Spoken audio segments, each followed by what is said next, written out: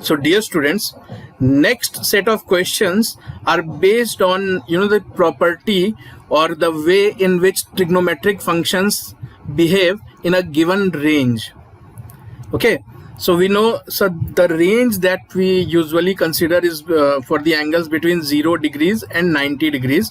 So what you are looking before you is the behavioral pattern of various trigonometric functions. So what do we mean by this chart? What is this chart trying to convey to us? So it says that as theta increases from 0 degree to 90 degree, sine theta increases from 0 to 1. So what is being told to us? So let's see. So let's draw a graph. So if this is 0 degrees, this is 90 degrees. So it is being told to us that in this range, if you draw the graph of sine theta, so as theta increases, the value of sine theta, so this indicates sine theta. So you see, you look at these 2 points here. So you can see if this is alpha, this is beta, I can say that beta is greater than alpha. So it is also obvious that sine beta is greater than sine alpha. In this range, what is the range? 0 degrees to 90 degrees. Similarly is the case for cos. In case of cos, the graph looks something like this, 0 degrees to 90 degrees. So at 0 degree it has value 1, at 90 degrees it has value 0. So if cos, in case of cos, as the angle increases, the value of cos decreases. This is being conveyed to us.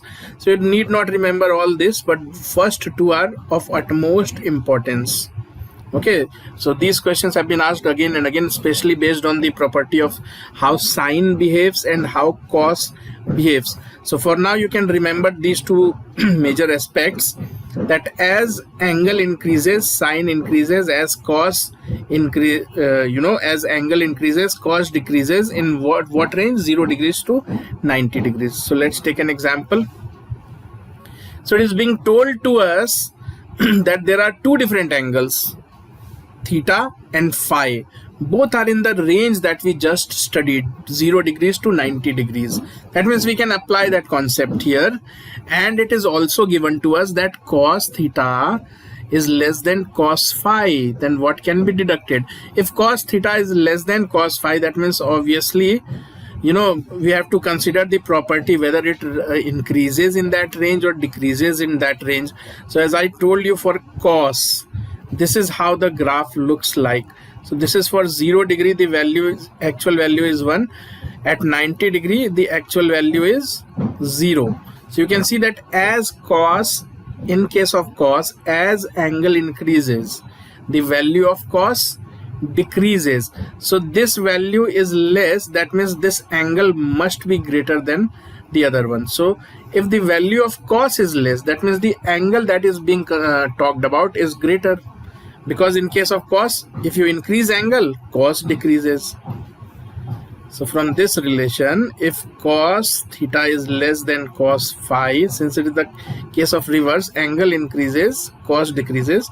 So the reverse conclusion can be drawn. It can be said that theta will definitely be greater than alpha phi. So this is the correct answer. Okay, so now let's move further. So now let's move to one of the most important pattern of questions that you can expect from trigonometry, height and distance. So what is this pattern all about? So suppose that there is a building and you are walking on ground. If you are looking at the top of the building, that means you are making a certain angle. So this line of observation is having a certain angle which can be calculated mathematically. So here we talk about in terms of angles. So you are viewing a tall building. So at what angle you are viewing? Okay, or let's suppose if a person is standing on the roof of that building and he is viewing you, then he is also forming some angle. So here it is an interplay of some angles which we need to know. The actual technical names of that angle do matter while solving question. So if you are observing something, so here you your height is less and what you are observing is greater in height than you. So obviously you'll have to look upwards in sky.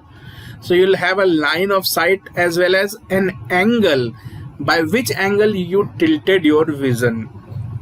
Normally we look while we walk, in what direction do we walk? Do we walk vertically or do we walk horizontally? We walk horizontally, so our field of view is also horizontal. But if you are looking at something which is greater than your height, then you'll have to tilt your vision. So there will be a line of sight and there will be an angle of elevation. Normally everything is viewed horizontally, but in case you are trying to view something which is above your field of view, so you'll have an angle of elevation. So this is what the angle of elevation is meant. So this could have been your normal field of view, the horizontal level. Okay, so then there is another aspect that you must know, angle of depression. So as I told you that if the observer is at a greater height than the observant or what is being observed, then this angle by which angle it has dropped its field of view from horizontal. If you are looking at something greater than your height, then you look up. If you are looking something lesser than your height, then you'll have to look down. So in that case also there an angle is formed which is referred to as angle of depression. So in these kind of questions, either of this angle, so which two angles? Angle of elevation when you are watching upwards, or rather depression when you are watching something which is below your field of view. So either of the angles would be given. This distance, so this distance is known as horizontal distance.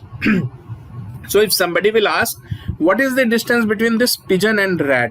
So the actual distance is this line, but if you in terms of horizontal distance, then this has to be the distance, horizontal distance, not the actual or the real distance.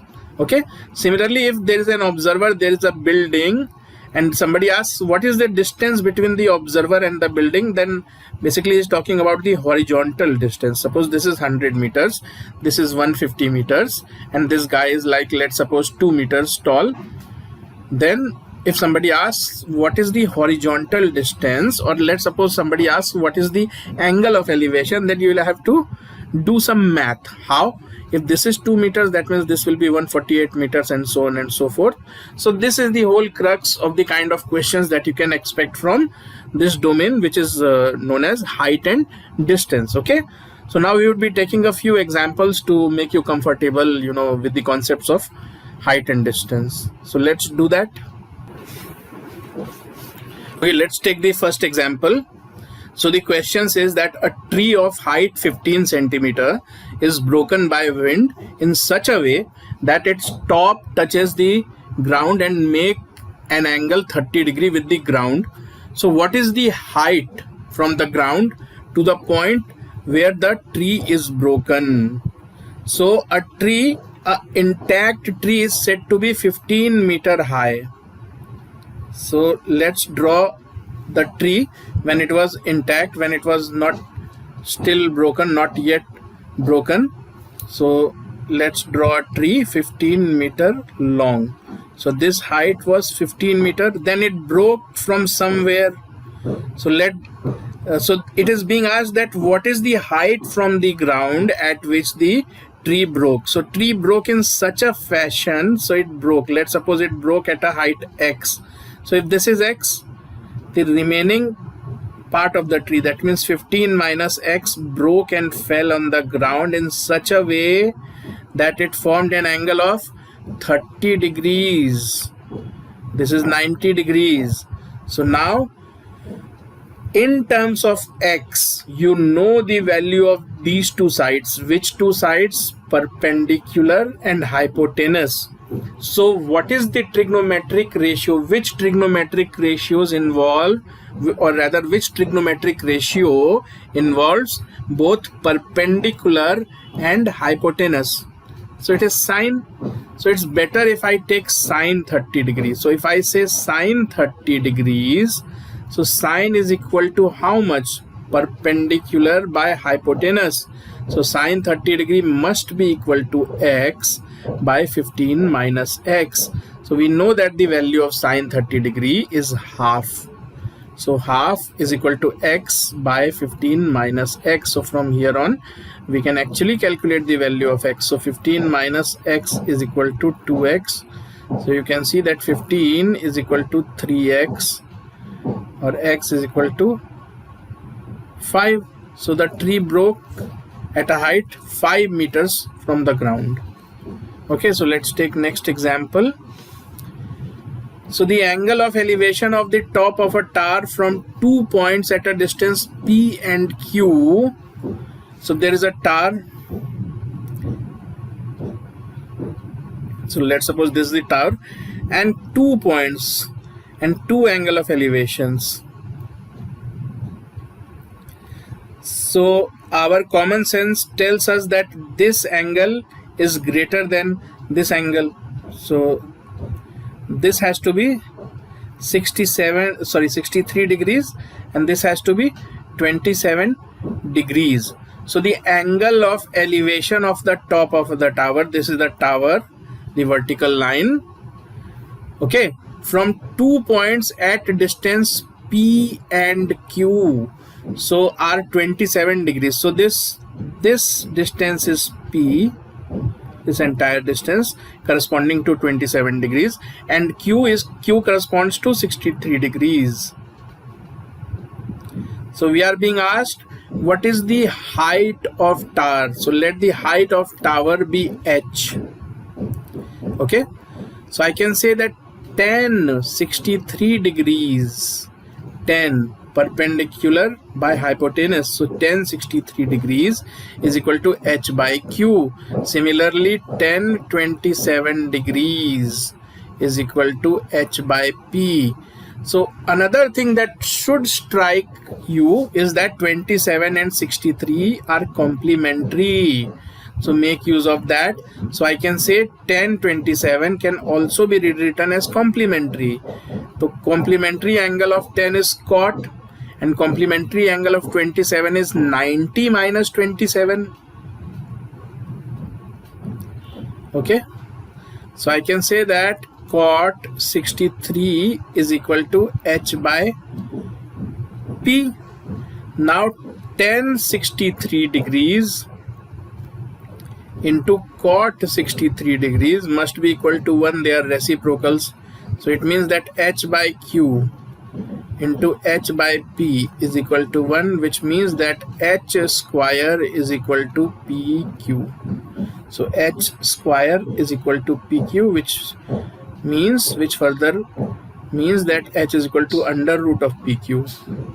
So this is the correct answer. So let's move to the next one.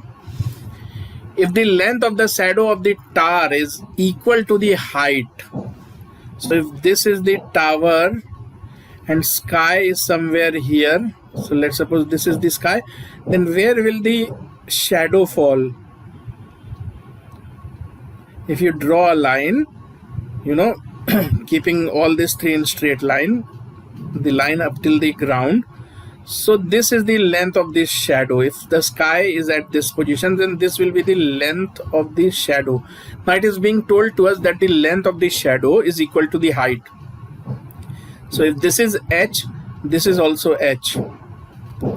The question is, what is the altitude of the sun at that time? What is meant by altitude? This very angle of elevation. So you know that this will be 45 degree, and only if this is 45 degree, these two are equal, because 45 degrees. So tan theta is equal to h by h equal to 1. So tan theta is equal to 1 clearly indicates that theta must be equal to 45 degrees. Only if the sky, sun is at the elevation of 45 degrees will such an occurrence happen that the height of the tower is equal to the shadow it is creating on the ground. So let's move to the next one. The angle of elevation. So the angle of elevation of the top of, so I think we have lost the question. Board पे यहाँ पे 2 light का ना reflection है, फिर आपका face ना और विजिबल नहीं होता, फिर अंधेरा लग रहा है।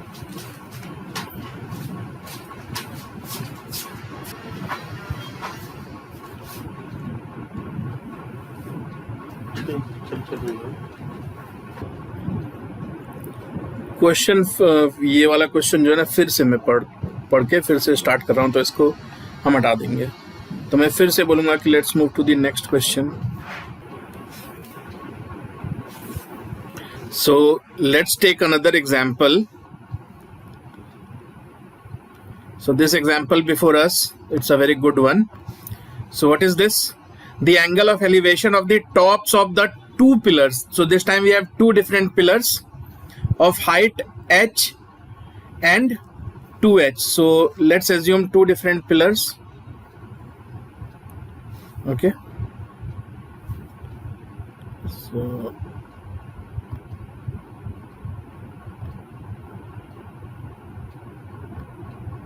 yeah, so now let's draw two pillars of height h and 2h.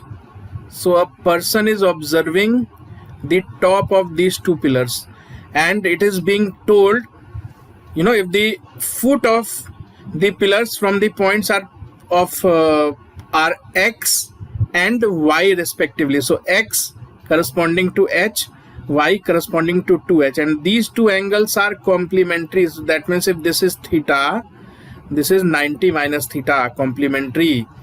So tan theta is equal to how much? H by x. Similarly, tan 90 minus theta is equal to 2h by x. So now if you take the complementary of this becomes cot theta. So cot theta is equal to 2h by x.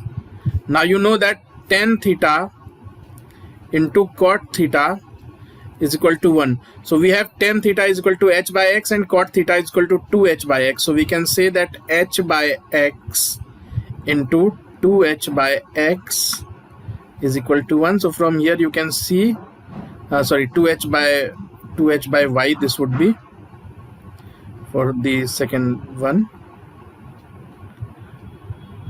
So from here it is very clear that 2h square is equal to xy. 2h square is equal to xy. Why I changed here to y? Because this data pertains to the larger triangle, the second one. Okay. So students, this is a very, very good question.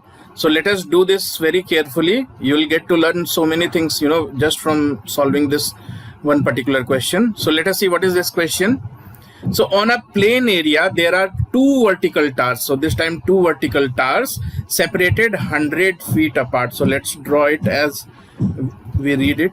So two towers 100 feet apart. So this gap is 100 feet apart. The shorter tower is 40 feet tall. So what else do we know? This is 40 feet tall. A pole of length 6 feet stands on the line joining the base of the two towers. So this is the base. So a pole is such that the pole's tip and the tip of these two towers are in same straight line. So that means pole cannot be here, otherwise these three will not be in the same straight line. So it is clear indication that pole is somewhere this side, and this is 6 feet long. That's why when you join these three, it is said that the tip, it is being told to us now in the question, it is being told to us that the tip of the towers and the tip of the pole are also in the same straight line. So this is the picture. What else do we know? If the distance of the pole from the shorter tower is 75 feet, so we know that this gap also we know 75 feet. Now what are we being asked to calculate? What is the height of the taller tower? This is what we are being asked to calculate. Okay, so let's move to an empty slide so that we can draw this diagram again and try to solve this so that you can make sense of it effectively. So let's see what information has been conveyed to us. So there is a horizontal base. On this base there are three vertical objects.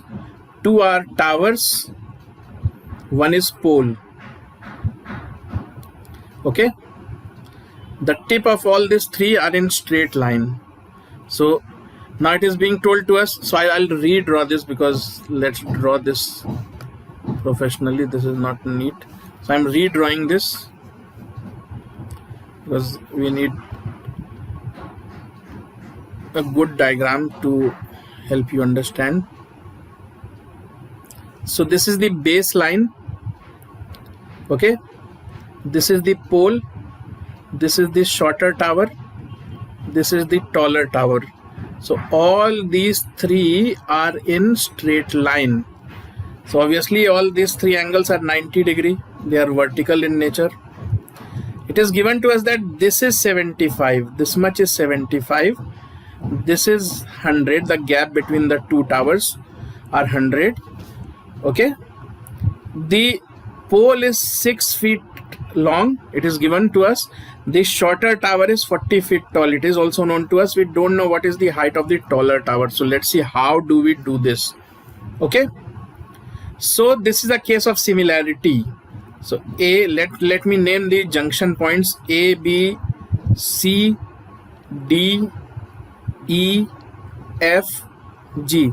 So if you notice properly or if you would have attended the previous lectures, so you understand by now that this is a concept of similar triangles. So ABG is similar to triangle AFC, and it is also similar to triangle AED. Why? Because this angle is common in all the three, and this 90 degree, 90 degree, 90 degree. So if two angles of a triangle are common, it means all the three angles are common, hence they are similar in nature. So these three triangles are similar to each other. So let's make use of this. So let us assume AB to be equal to Y. So AB, the distance between A and B is not given, I assume it to be Y. So I apply the concept of similarity on first these two triangles. So if I apply that, what do I get? I get that AB upon AC is equal to BG upon FC. So from here, what can I infer? AB I have assumed to be equal to Y. So I can say that Y by what is AC? AC will be equal to Y plus 75. So Y by Y plus 75 is equal to 6 by 40. So 6 by 40 can be further simplified as 3 by 20. So from here I can say that 20Y is equal to 3Y plus 225. So from here I can infer that Y is equal to 225 by 17. So you preserve this value of Y for later on. So Y comes out to be equal to 225 by 17. Now again I apply the concept of similarity between these two triangles. Triangle ABG and triangle AED. So now I have the value of Y. So now it will be even more easier for me. So now applying the concept of similarity on these two triangles, I can easily say that AB upon AD is equal to BG upon DE. Why did I involve this? Because we actually have to find the value of DE. So just by solving this equation, we are able to do that, because now we know the value of AB. AB is equal to Y. So I can say that Y divided by AD. So what is AD? AD is equal to Y plus 75 plus 100, this entire length Y plus 75 plus 100. So this must be equal to 6 by the height of the tower. So let the height of the tower be H. Okay, so from here I can easily conclude that Y by Y plus 175 is equal to 6 by H, where H is the height of the tower. So let's see what it comes out to be. YH is equal to 6Y plus 175 into 6. So 17, 6 are okay, 1020. So this comes out to be 1050.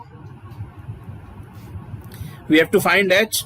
So from here you can see that H is equal to 6Y plus 1050 upon Y. So H is equal to 6 plus 1050 upon Y. So this is actually 6 plus 1050 divided by, what is the value of Y? 225 by 17. So 225, 17 goes up. Okay, so we have been asked to find the approximate value, not the exact value. So let us see what this comes out to be. So 1025 and 225 both can be cancelled out by, both are factors of 25. So this becomes 6 plus 1050 by 225 into 7. So this becomes actually 41, and this is 9. So this is actually 7 plus 287 divided by 9. So 6 plus, so how much does this comes out to be? So 41 into 7, 287. Okay, so this is 330. Okay, sorry, so this will actually be 17. So hence we lost the track. So very near to 2. So 82 it will be slightly less than 6 plus 79 point something, so comes out to be very near to be 85. So let us see, do we have any option as 85? So yes, so 85 will be the answer. So let's move to the next one. Okay, so this is a very good question. Consider a regular hexagon A, B, C, D, E, F. Two towers are situated at B and C. So if this is a regular hexagon, so let us draw a hexagon first. So if this is A, this is B, this is C. So the question is confined only for these 3 points. So let's not draw the remaining, the angle of, so there are 2 towers. So 2 towers are situated at B and C. Okay. So let's assume 2 towers to be present here. So one at B and the other at C. So this would be the angle of elevation for the tower at C, and this would be the angle of elevation for tower at B. Okay, so let's move to the next blank slide so that we can understand this very carefully. So okay, now let us see. So if this point is A, so I name it as A, this as B, this as C. So it is being told to us that there are 2 towers, one at B and one at C. Okay.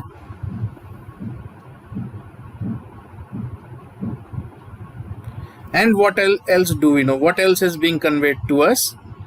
So the angle of elevation for the tower at B is 30 degree, while the angle of elevation for the tower at C is 45 degrees. So let's solve each one by one.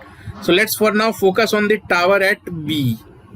So as you know that a hexagon is actually made up of 6 equilateral triangles. So this is 60 degrees. This is also 60 degrees as well. So when it is being told to us that this is 30 degrees, so let's assume one side to be equal to A, each side of the hexagon to be equal to A.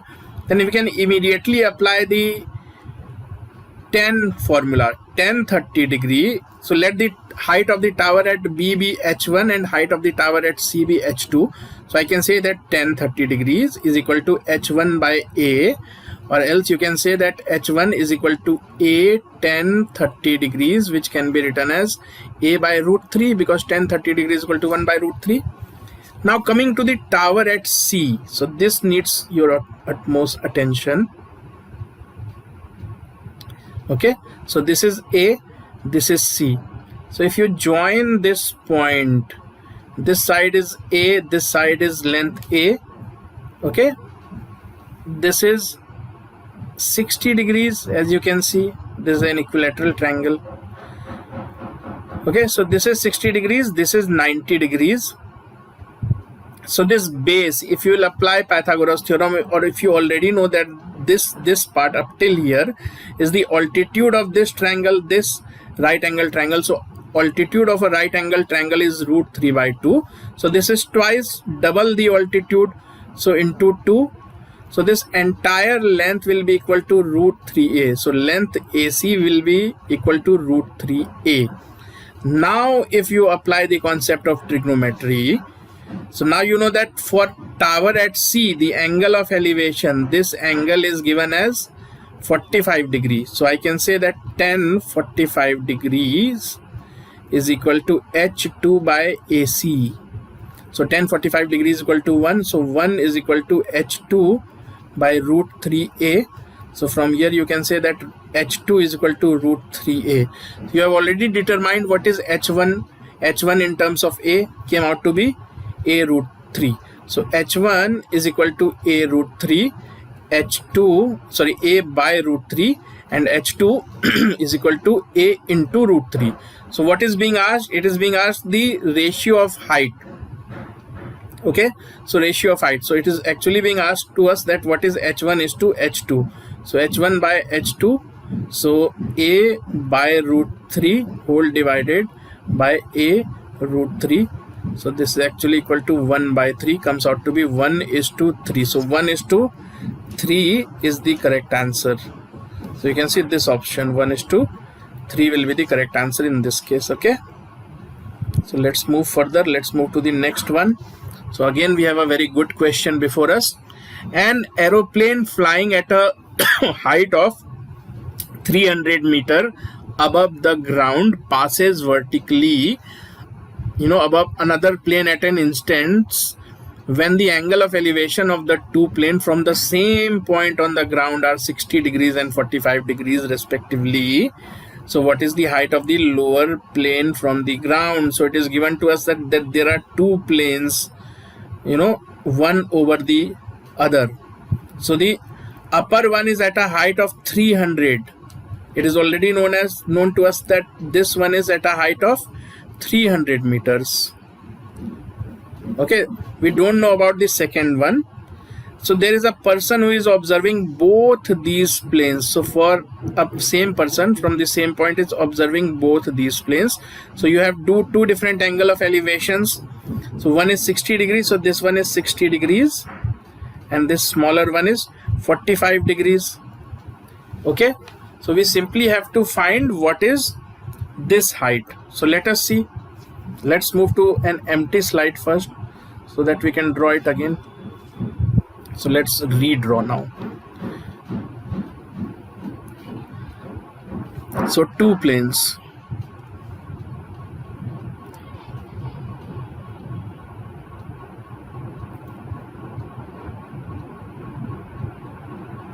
So this angle is 60 degrees. Whereas this angle, because the same person is observing the second plane, it comes out to be 45 degrees. So now let's name it A, B, C and D. So tan 60 degrees is equal to how much? AC by DC. We know that AC is given as 300 meters. 300 meters by DC. So tan 60 degrees is equal to root 3. So root 3 is equal to 300 by DC. So from here you can say that DC is equal to 300 by root 3. So if you multiply by root 3 both above, and this comes out to be 100 root 3, because this will become 3 and will cancel out, it will become 100. So DC comes out to be 100 root 3. Now in an attempt to find tan 45 degree, we will have to write that tan 45 degree is equal to BC, or the height of the lower plane, by DC. So from here BC comes out to be tan 45 degree, which is equal to 1 into DC. DC is equal to 100 root 3. So tan 45 degree is equal to 1, BC is equal to 100 root 3. So the final answer is also 100 root 3. That means the lower plane is flying at a height of 100 root 3 meters. Okay, fine. So let's move to the next one now. From the top of a building 90 meters high, the angle of depression of the top and bottom of a tree are 30 and 45 degrees respectively. So we are being asked that what is the height. So we have to find what is the height of the tree. Okay, so let us draw, rather let's use an empty slide for this purpose. So let's move to an empty slide so that we can understand it in a better way. Okay,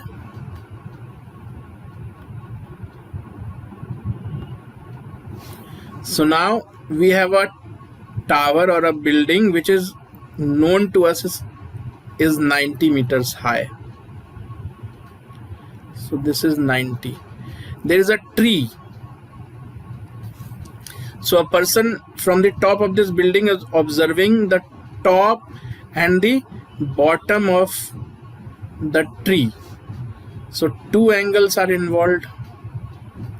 One is 30 degree and the other is 45 degrees. So this is 30 degree, whereas this one is 45 degrees. So let me name it A, B, all the junction points, C, D, E. Okay. So what are we actually trying to find? We are actually trying to find what is the height of this tree. So first let us make of this 45 degree thing, because 45 degrees is a clear indicative that two sides of the triangle are equal. So the entire height of the building is 90. So let's break into two different parts. If this is x, so this is 90 minus x. So I'm saying that ED is equal to 90 minus x, whereas CD is equal to x. If you add them up, this becomes the entire length of the tower. Okay. So now let's apply the tan formula to both these angles. Okay. So first we apply tan 45 degrees. So tan 45 degrees can be applied on the triangle ADE. So first we consider triangle AD and we are trying to find tan 45 degrees. So tan 45 degrees is actually equal to AD upon ED. So from here you can say that AD is equal to tan 45 degrees into ED.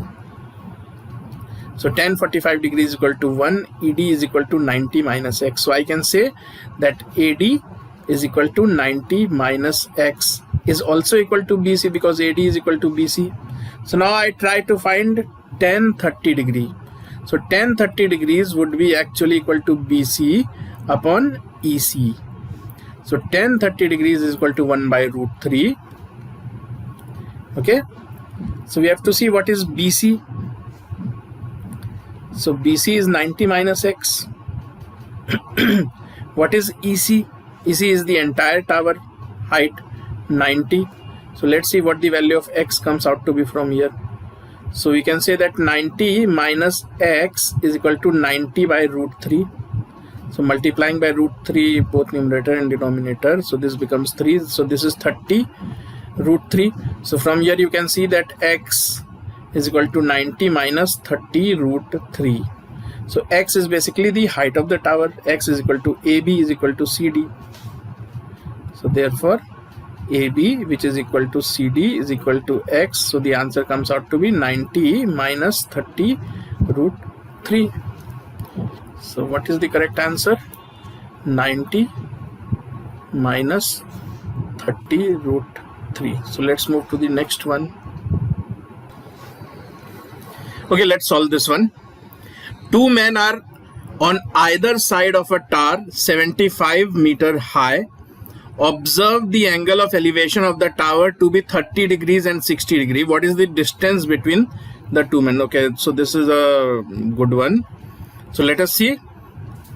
So it is already given to us that there is a tower which is 75 meters high. So let's draw the tower first. A tower which is 75 meters high.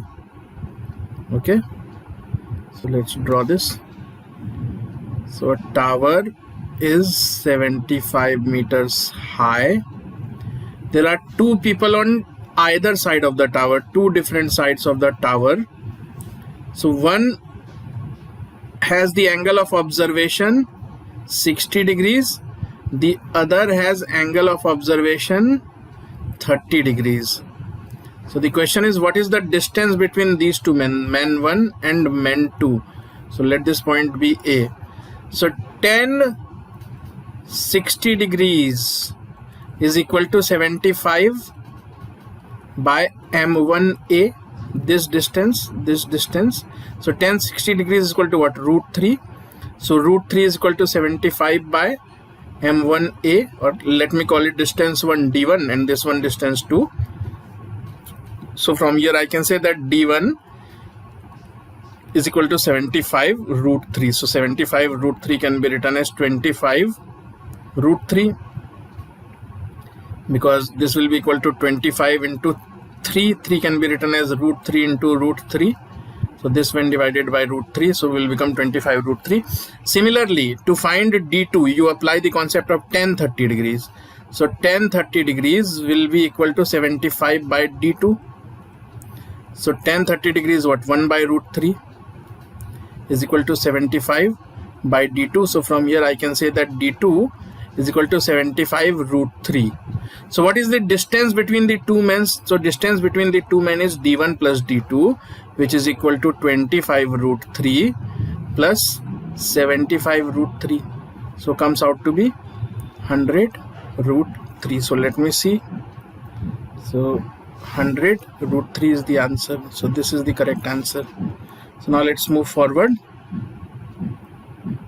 So the next pattern of questions, or the next type of questions that you can expect from the topic trigonometry, is actually based on the application of this algebraic identities. So there are a few algebraic identities which one must know at the tip of their finger. A plus b whole square is equal to a square plus 2ab plus y square, and so on and so forth. So a few identities which will be used very frequently in in chapters such as these are the cube, because square identities are very common, very well known, almost all the students know that. So you have to be more attentive while remembering the identities which involve the cube or the power 3 of the variables. So you can see x plus y whole cube is equal to x cube plus y cube plus 3xy into x plus y. So these are the kind of identities which will be used more often than as compared to the others. Similarly, x minus y whole cube is equal to x cube minus y cube minus 3xy into x minus y, and so on and so forth. So unless you learn these identities, you won't be able to solve questions which are actually meant to apply these identities. So I would rather suggest that first of all you should pause this video, mug up these identities at least for the meanwhile, so that you can understand or grasp what is to be done when such pattern of questions will be put before you.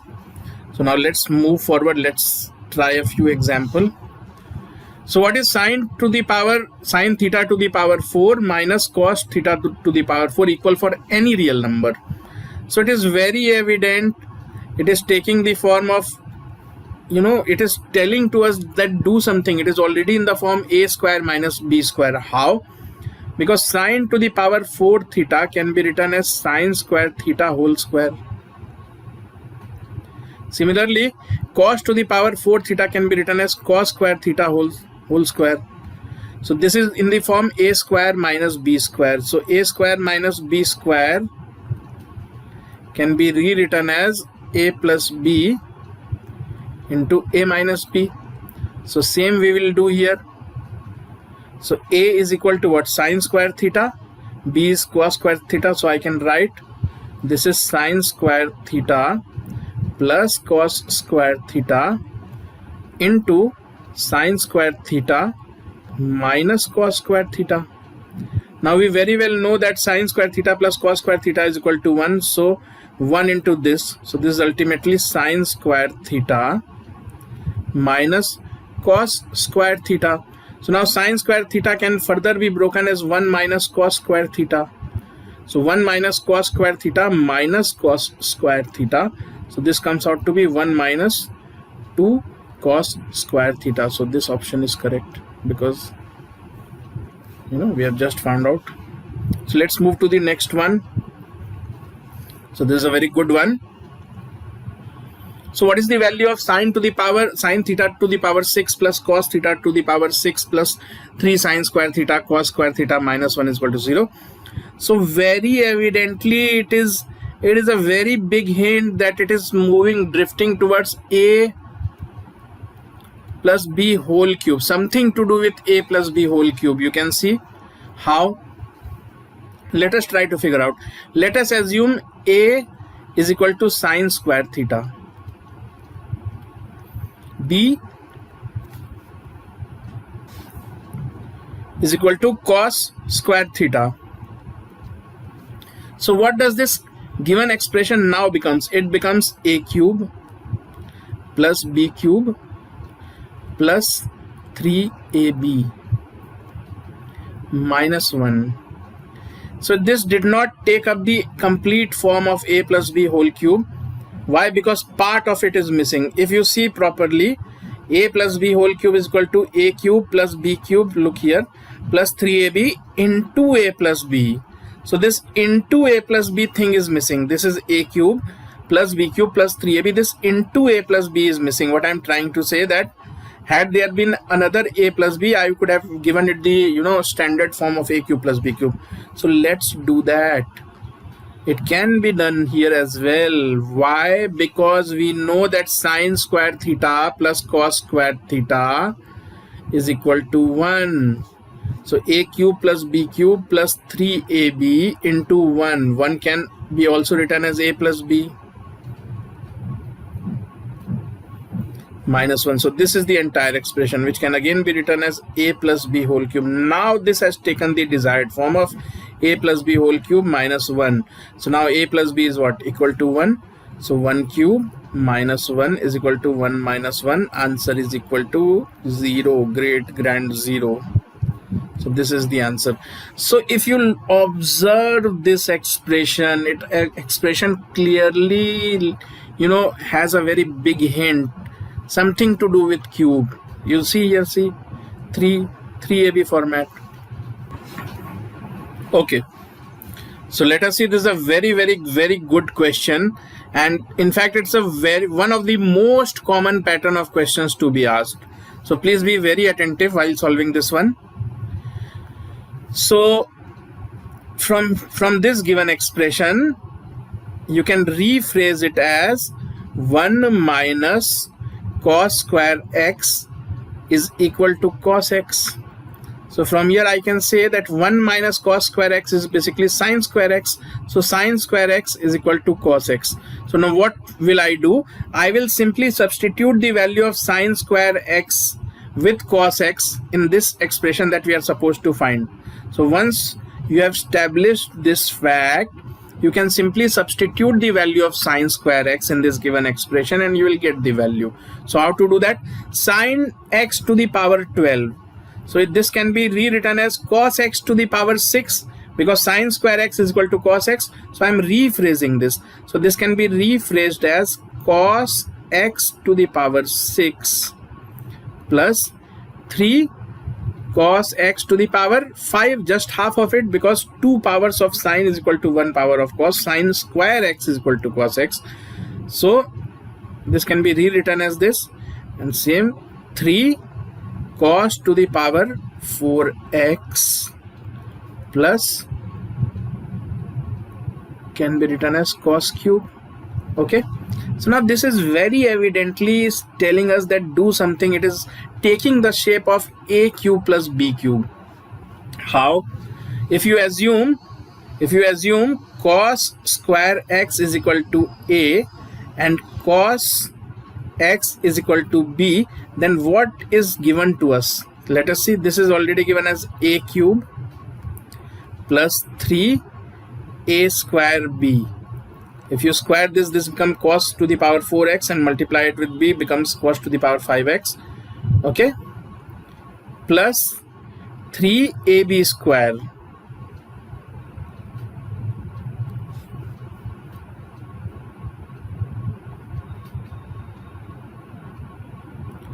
plus b cube. So this is already in the form of a plus b whole cube.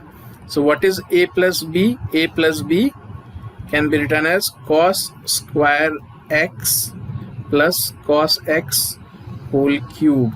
So we know that cos square x plus cos x is equal to 1. So this is ultimately nothing but 1 cube. So the answer comes out to be 1. So let's move to the next one. Okay, so this is a very good and in fact a very commonly asked question. Okay, so let us see this one carefully first. So yeah, so sine a plus cos a is equal to p and sine cube a plus cos cube a is equal to q, and we have to establish the relation between P and Q. So let's do that. So what is given to us? We'll start on a attempt on a fresh slide. Sin A plus cos A is equal to P. So it is given to us that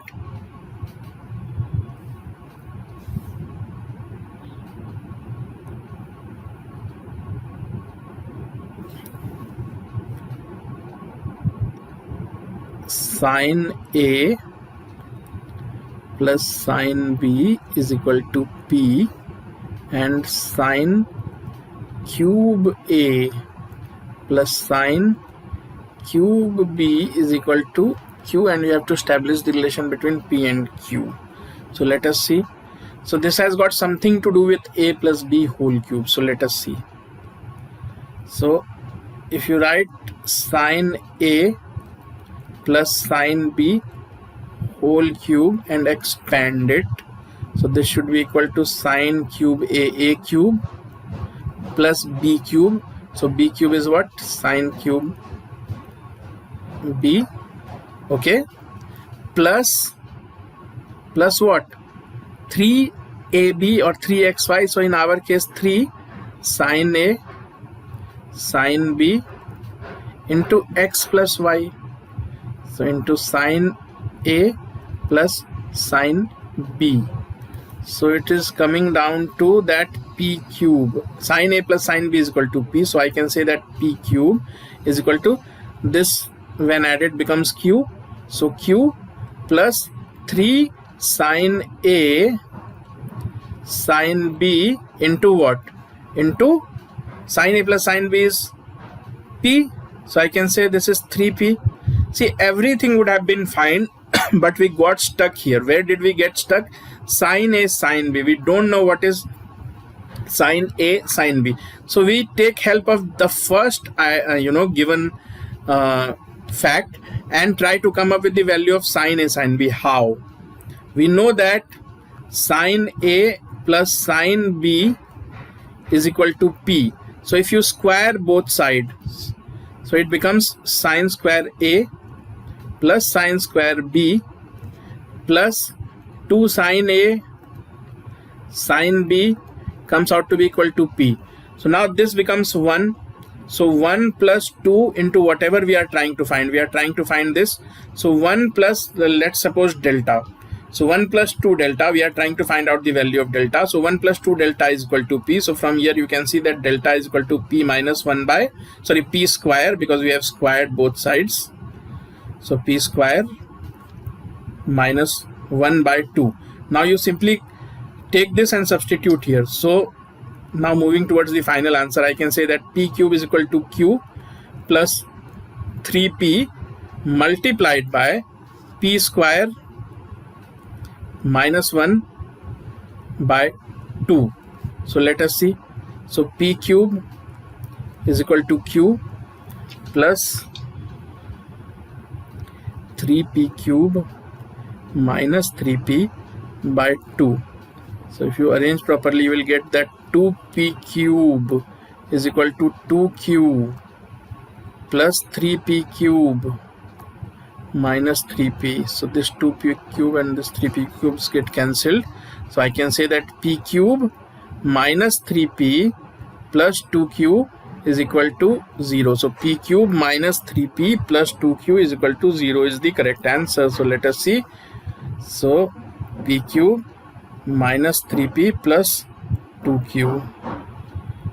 So this is the correct answer. So now let's move to the next one.